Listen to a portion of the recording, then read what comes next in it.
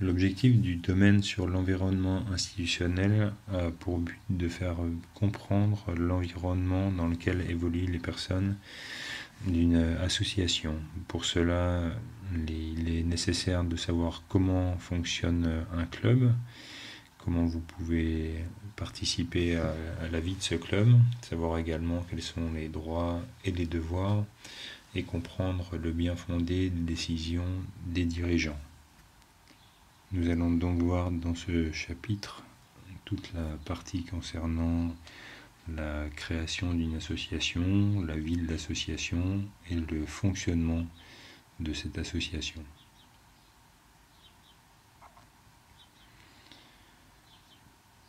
On va faire déjà un petit rappel historique, à savoir que la liberté d'association n'a été autorisée que très tardivement, en 1901. Paradoxalement, on aurait pu penser que suite à la Révolution française, ce droit aurait été donné aux citoyens, mais la volonté à cette période d'avoir un État fort a repoussé cette possibilité, et ce n'est que plus d'un siècle plus tard que les citoyens français ont eu la liberté de se regrouper, et ça sans objectif de faire du profit. Donc, la loi de 1901 précise dans son article 1er que c'est la liberté d'association, c'est la convention par laquelle deux ou plusieurs personnes mettent en commun d'une façon permanente leurs connaissances, leurs activités ou leurs ressources, et cela dans un but non lucratif. Donc, pour pouvoir créer une association, il est nécessaire de respecter plusieurs règles. La première consiste à rédiger des statuts. Ces statuts doivent figurer dans ces statuts doivent figurer impérativement le nom de l'association, le but et le siège social. Il doit y avoir également une liberté d'adhésion. Donc, les membres de l'association doivent pouvoir s'engager librement, et leur adhésion n'est valable que si elle est donnée en toute connaissance de cause. Un but commun, qu'il soit sportif ou autre, entre tous les membres de l'association, et la permanence des apports, c'est-à-dire que pendant toute la durée fixée par l'existence de l'association, les membres doivent mettre en commun leurs apports. Donc un membre d'une association peut s'en retirer à tout moment, après paiement bien sûr des cotisations échues de l'année en cours. Donc nous allons voir dans un premier temps ce qui définit l'association, et puis surtout comment on crée une association. Alors bien sûr, chacun des membres d'un club, de manière générale, arrive alors que l'association est déjà créée, donc c'est pas forcément une démarche connue de toutes et tous. Par contre, il est nécessaire de connaître justement comment on peut fonder une association, quelles sont les différentes démarches. De cette manière, vous connaîtrez le déroulement complet entre la création d'une association, sa vie, son fonctionnement. Donc, les membres fondateurs d'une association doivent d'une part déterminer les buts de l'association, rédiger des statuts qui doivent être en conformité avec certaines règles, et réunir ce qu'on appelle une assemblée générale constitutive pendant laquelle le club sera créé, le club ou association. À noter que l'élément qui apportera la preuve de la création de cette association sera le procès-verbal de cette assemblée générale constitutive.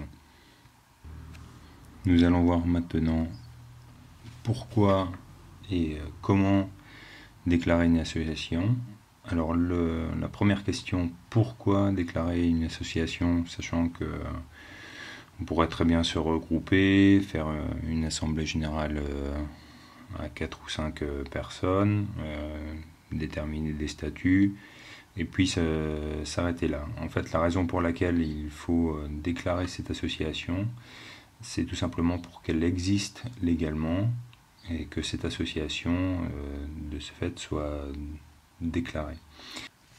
Cette déclaration permet tout simplement à l'association d'avoir une certaine reconnaissance et une autonomie, et donc de ce fait de pouvoir administrer et posséder des biens, mais également de recevoir des aides des collectivités territoriales, sachant que c'est un point qui permet de financer, un point important qui permet de financer les associations.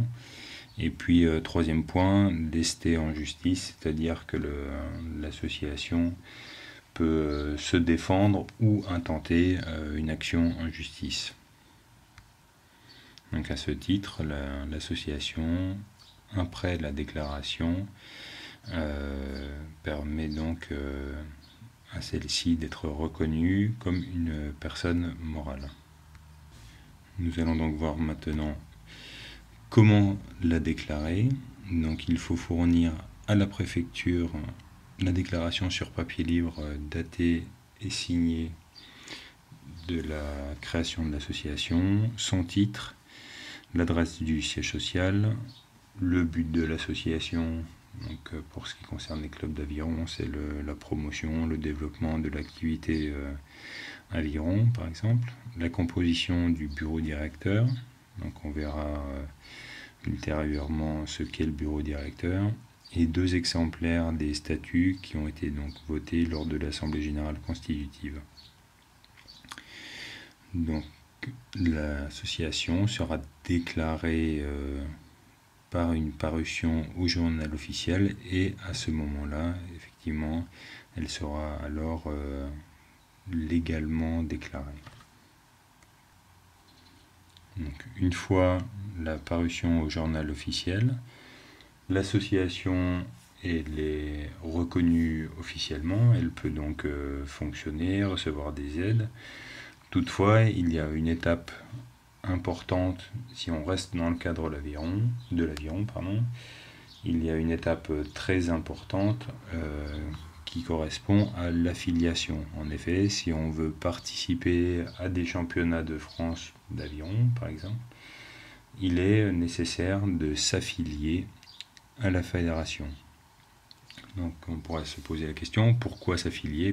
Tout simplement c'est pour bénéficier des droits statutaires, donc c'est-à-dire des droits dont bénéficient les clubs affiliés à la fédération, profiter des services de la fédération et bénéficier de l'aide par exemple des cas techniques qui sont mis en place sur les régions ou au niveau national, participer aux épreuves officielles, c'est ce qu'on évoquait tout à l'heure avec la participation aux différentes épreuves régionales, nationales, officielles, et accéder aux informations qui sont liées à l'aviron, que ce soit des documents pédagogiques, des accès à des informations réservées aux personnes licenciées.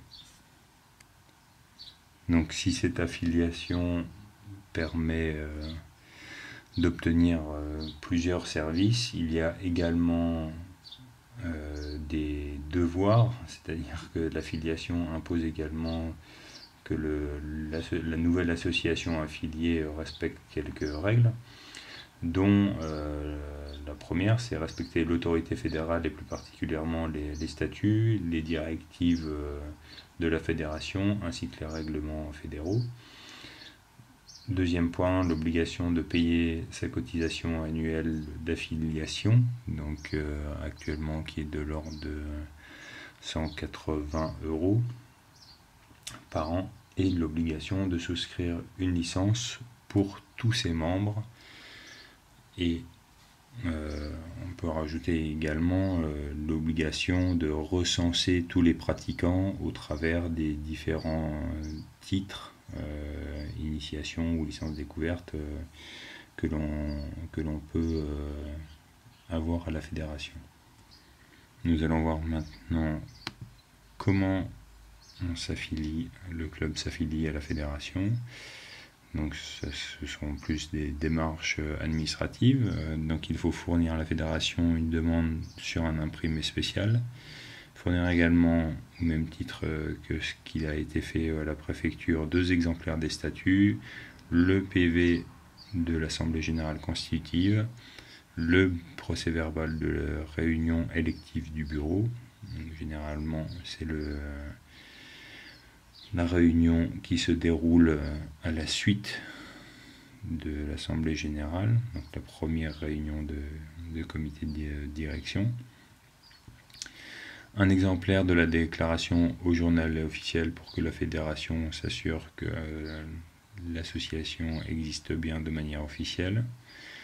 Une proposition pour les couleurs du club, que ce soit pour les maillots ou pour les avirons, et le règlement de la cotisation. Donc le dossier comprenant toutes ces pièces est adressé à la Ligue qui à son tour le présente à la fédération et c'est le comité directeur de la fédération qui valide ou pas l'affiliation. Donc nous allons voir maintenant le 3e point de ces étapes de la création d'une association. Nous avons vu la déclaration pour l'existence officielle, l'affiliation pour la partie spécifique concernant l'aviron et qui donne donc accès entre autres au championnat de France et à l'aide documentaire, etc. Le 3e point, c'est l'agrément. Donc l'agrément, c'est une reconnaissance de la part d'un ministère pour des actions ou la structuration particulière d'une association.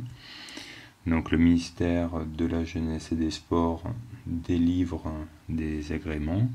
Ces agréments sont à demander à l'organe déconcentré du ministère qui est la direction départementale de la cohésion sociale. Donc cette demande d'agrément est à remplir et à transmettre à ce service. Et tout simplement, cet agrément permet d'être reconnu par l'État.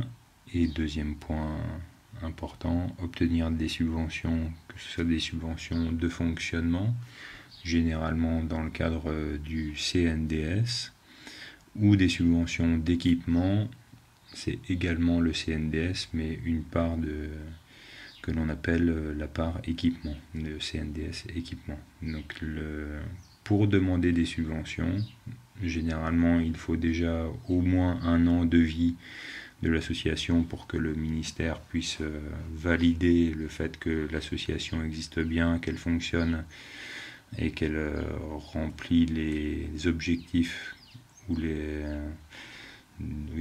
objectifs qu'elle s'est fixés. Et donc une fois l'agrément obtenu, à ce moment-là, l'association peut demander des subventions. Même chose concernant les démarches administratives concernant la demande d'agrément. Il faut fournir donc à la DDCS, qui est la Direction départementale de la cohésion sociale. Il faut fournir un récépissé de la déclaration en préfecture, donc pour valider le fait que la préfecture a bien reçu et acté la création de l'association, l'exemplaire de la déclaration au journal officiel, le compte-rendu de la dernière assemblée générale, car effectivement il peut se passer 1, 2, 3, voire 4 ans avant que l'association fasse la demande d'agrément. Donc il faut fournir le compte-rendu de la dernière assemblée générale.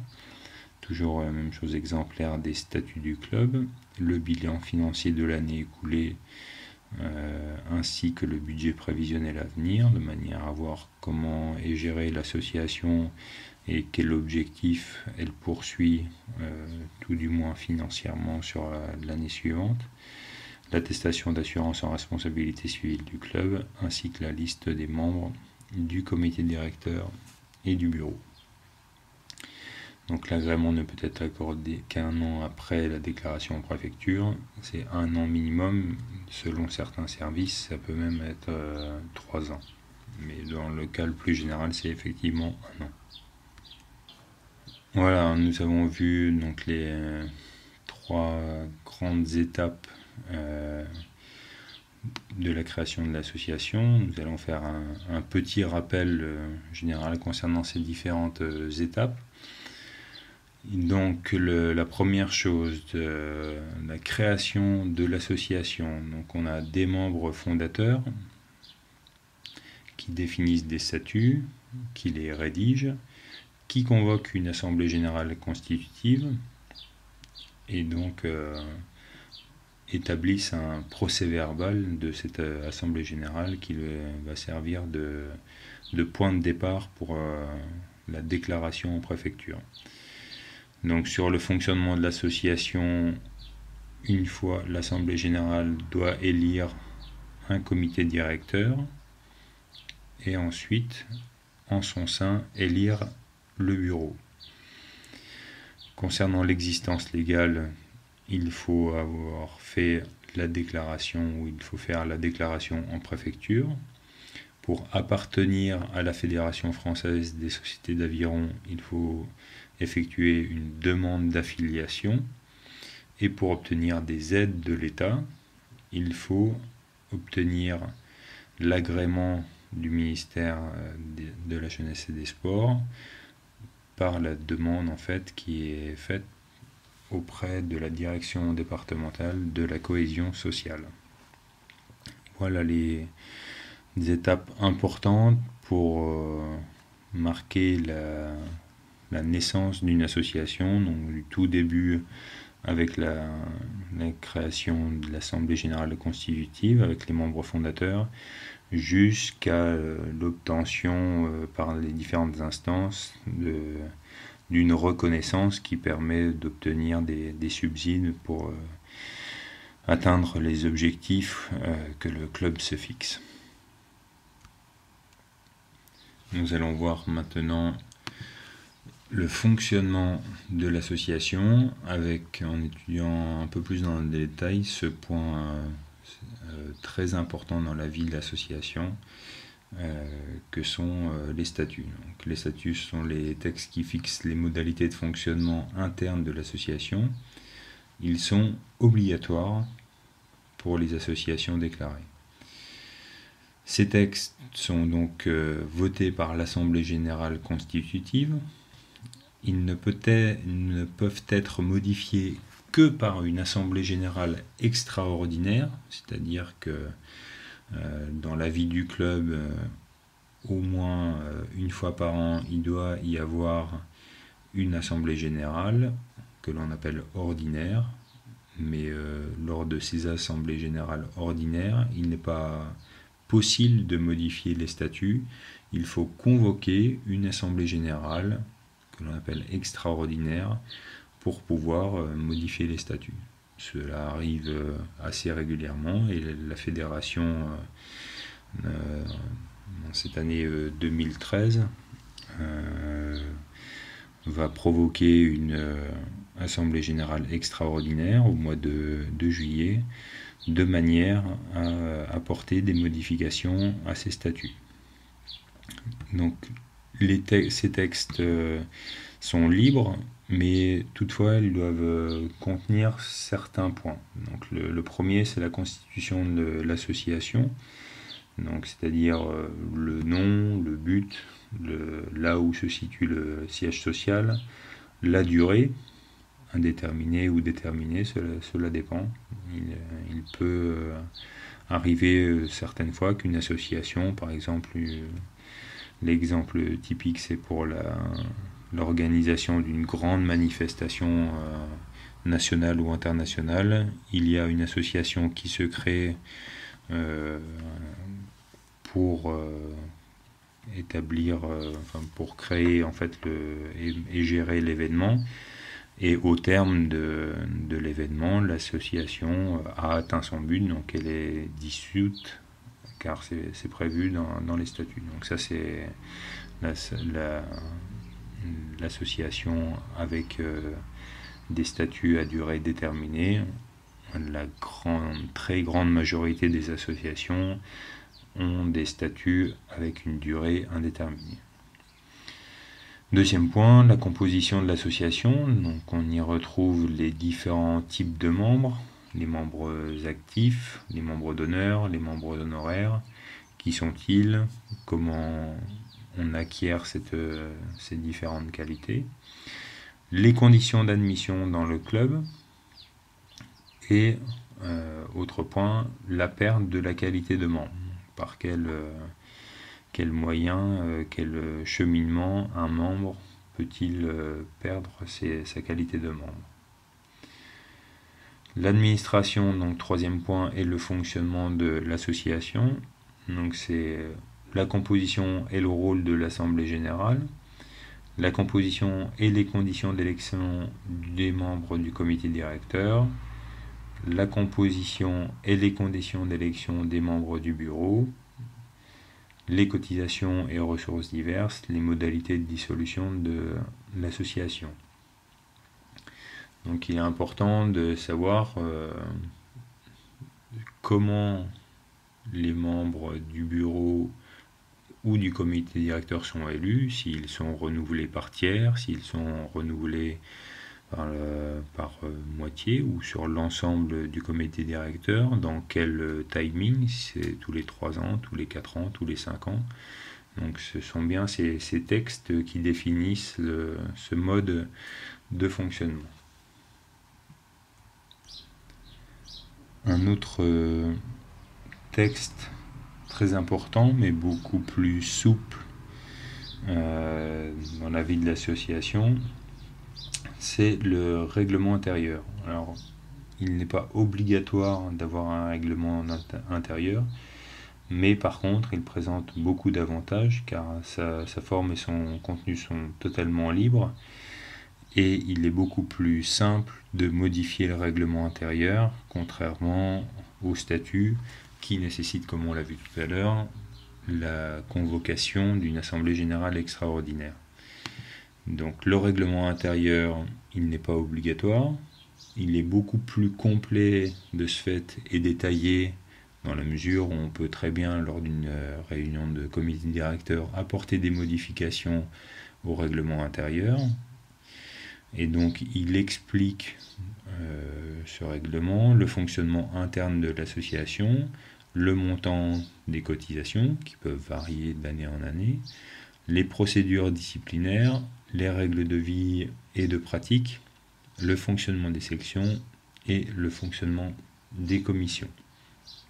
Donc le règlement intérieur peut effectivement être facilement modifié par le comité directeur et cela permet de détailler un peu plus les conditions de vie à l'intérieur du club.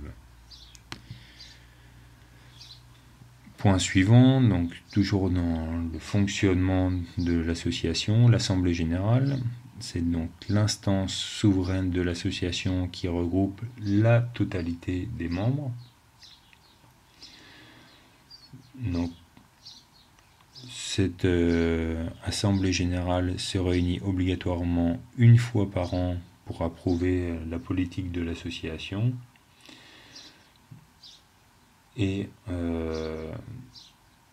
si l'association bénéficie par exemple de fonds publics, c'est à cette occasion que l'association fait état de l'utilisation des différents fonds dont elle a été créditée. L'Assemblée générale, on peut donc dire que c'est l'organe de délibération du club. mais c'est aussi le moment pour l'ensemble des membres de cette association de faire une mise au point sur les projets qui sont lancés, ceux qui fonctionnent, ceux qui ne fonctionnent pas, faire un bilan de l'année écoulée et déterminer aussi la politique future. Donc de ce bilan des mois qui se sont écoulés euh, sont transcrits par le rapport moral de, de l'année qui vient de s'écouler et également le rapport financier. Lors de cette assemblée générale, donc après avoir validé le rapport moral, le rapport financier, l'assemblée générale vote le budget de l'année suivante et éventuellement procède à l'élection des membres du comité directeur si les statuts de l'association le prévoient. Donc, après avoir vu l'assemblée générale et ordinaire, donc nous avons vu ces différents points, l'approbation du rapport moral du président, l'approbation du rapport financier, le vote du budget prévisionnel de l'année suivante et l'élection éventuellement des membres du comité directeur.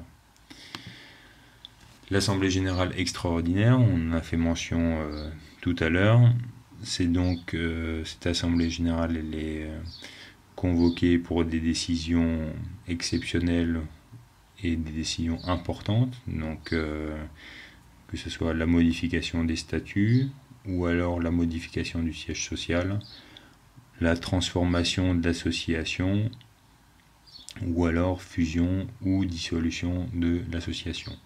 Il peut y avoir plusieurs assemblées générales de convoquer dans une année. Généralement, c'est une chose assez rare dans la mesure où on ne touche pas forcément au statut tous les 6 mois.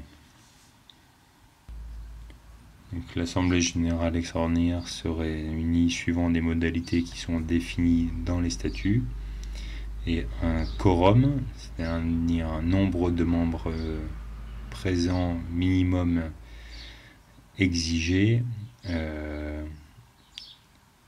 défini par les statuts également, ce quorum doit être atteint pour pouvoir délibérer légalement. C'est-à-dire que si dans les statuts, ces derniers prévoient qu'il faut au moins 2/3 ou la moitié ou les 3/4 des membres de l'association et que lors d'une assemblée générale extraordinaire, il n'y a qu'un quart des membres présents, dans ce cas-là, l'assemblée générale ne peut pas se tenir et elle doit être reconvoquée dans les 15 jours qui suivent la date initiale.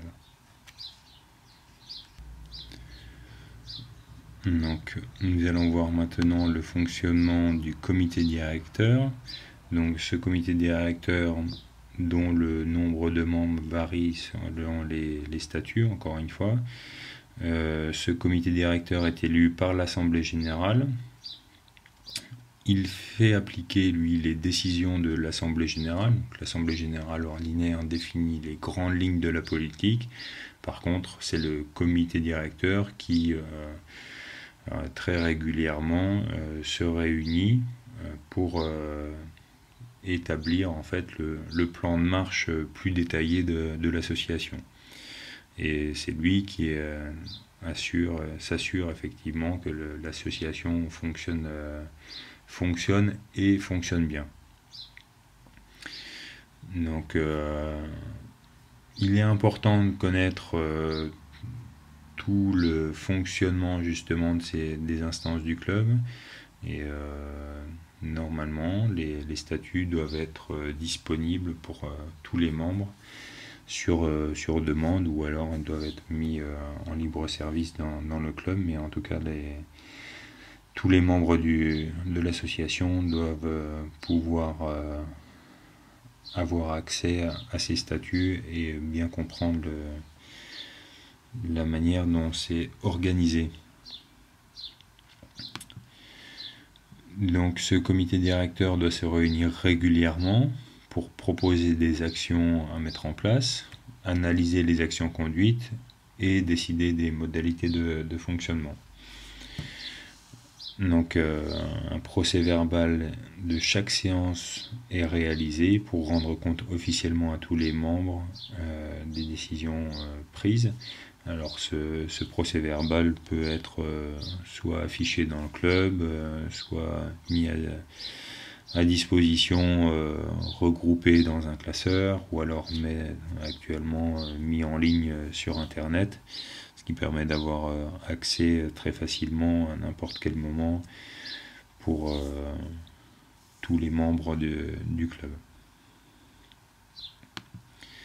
Le bureau, maintenant, donc le bureau assure lui le suivi de la gestion administrative et financière de l'association. Il est désigné au sein du comité directeur, donc c'est-à-dire que l'assemblée générale se réunit, elle élit en son sein X membres du comité directeur, ce nombre étant variable selon selon les statuts. Et donc ce comité directeur, par exemple de 12 personnes, va élire en son sein le bureau. Donc le bureau, il est composé au minimum de 2 personnes, un président et un trésorier, mais il est composé souvent du président, d'un secrétaire, d'un trésorier, voire de vice-président. Alors, le président, il est responsable de la direction du club pour représenter le club dans la vie civile, réunions auprès des instances, etc. Représenter le club auprès des pouvoirs publics, toutes les institutions ministérielles ou territoriales, présider les réunions et les assemblées, et employer éventuellement et licencier, ça peut arriver, des salariés. Donc certaines associations peuvent être assimilées à des entreprises dans la mesure où certains clubs embauchent 2, 3, 4, 6, 7, 8 salariés des fois. Donc effectivement le président joue à ce moment-là un véritable rôle de chef d'entreprise tout en étant bénévole, mais il joue effectivement un rôle de chef d'entreprise. Autre personne du bureau, donc le secrétaire et le trésorier. Le secrétaire doit assumer la gestion des différentes formalités administratives. C'est par exemple lui qui rédige les procès-verbaux des comités directeurs et des assemblées générales. Le trésorier, quant à lui, assure la gestion financière de l'association en tenant une comptabilité régulière. En effet, cette gestion financière, elle doit être validée par des réviseurs aux comptes. Et à la fin de l'exercice, le trésorier dresse l'inventaire, le bilan et surtout le compte de résultat, donc savoir faire le bilan des recettes et des dépenses, et il rédige le rapport financier qui est donc soumis à l'Assemblée générale pour approbation. C'est lui également qui élabore le budget prévisionnel de l'exercice suivant avec les membres du bureau. Donc nous avons vu l'Assemblée générale, le comité directeur, le bureau avec les différentes fonctions à l'intérieur de ce bureau, une autre partie du fonctionnement de l'association et les commissions. Donc la création des commissions dans une association est facultative. Ce sont des organes de réflexion qui peuvent assurer des missions d'études sur des thématiques bien particulières. Elles font des propositions au comité directeur.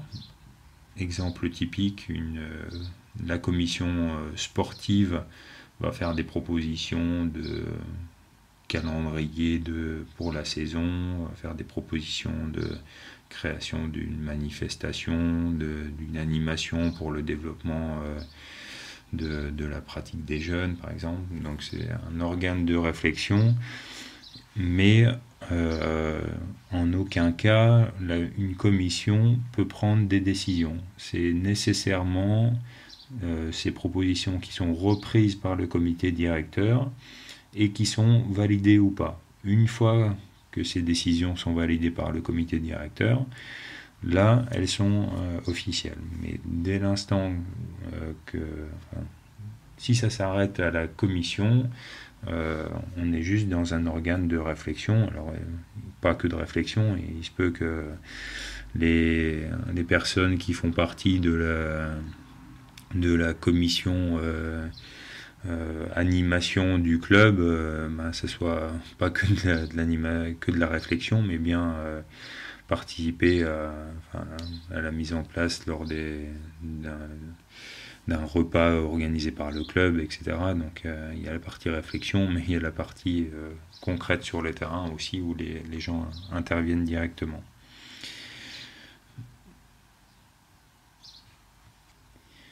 Donc on va voir maintenant les différents cas de fin de vie d'une association, donc par la dissolution. Donc l'association est dissoute si l'Assemblée générale extraordinaire le décide, si les buts fixés sont atteints. Je reprends l'exemple typique de l'organisation d'une manifestation internationale. La manifestation se déroule, l'association est dissoute par le fait que son action est réalisée. Elle peut être réduite à un seul membre, et dans ce cas, ce n'est plus une association. Le temps d'existence prévu est écoulé, dans ce cas, l'association peut être dissoute. Ou alors, l'association est condamnée par la justice, et dans ce cas-là, une des sanctions peut être la dissolution.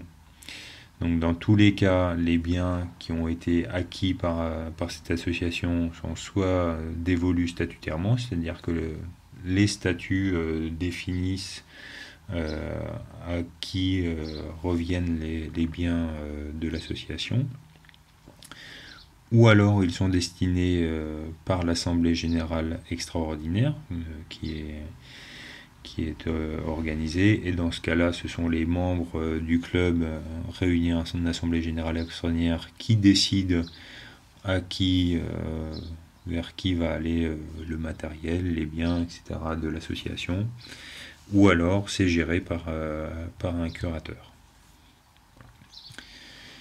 Donc, petit rappel sur le fonctionnement. Nous avons vu la première instance, le pouvoir suprême, c'est l'Assemblée générale qui regroupe l'ensemble des membres de l'association.